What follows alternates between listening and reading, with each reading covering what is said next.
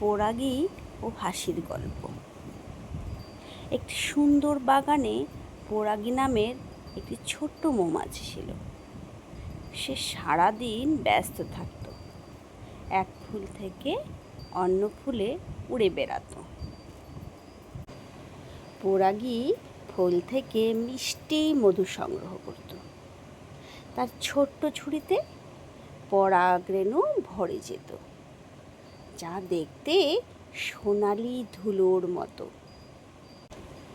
অনেকে মৌমাছি দেখলে ভয় পায়, কিন্তু পোড়াগি জানতো সে মোটেও ভয়ের কিছু নয়।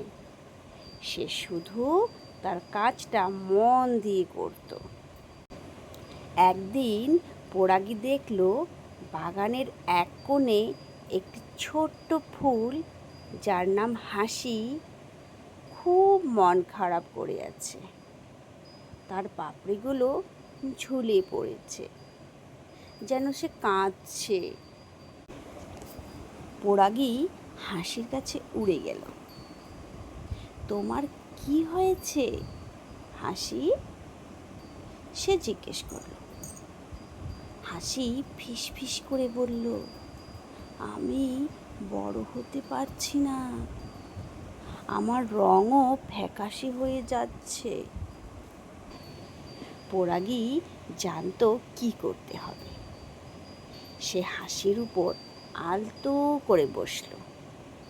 তার গায়ে লেগে থাকা সোনালি পরাগরেণু হাসির ফুলের উপর ছড়িয়ে দিল। এই পরাগরেণু ছিল জাদুর মতো। ধীরে ধীরে হাসির পাপড়িগুলো আবার সতেজ হতে শুরু করলো। তার রঙও একটু উজ্জ্বল হয়ে উঠল। কিছুক্ষণের মধ্যেই হাসি আবার হাসতে শুরু করলো। সে এখন আগের চেয়েও সুন্দর আর সতেজ।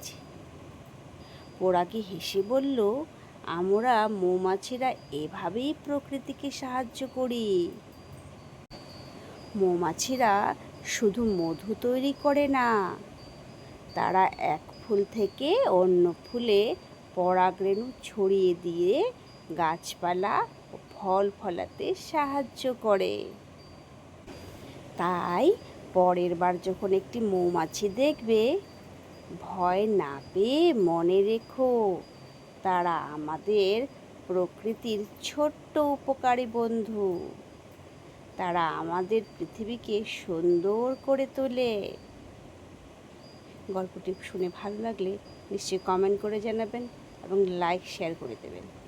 আর নতুন নতুন গল্প পেতে চ্যানেলটিকে সাবস্ক্রাইব করতে ভুলবেন না যেন। নমস্কার।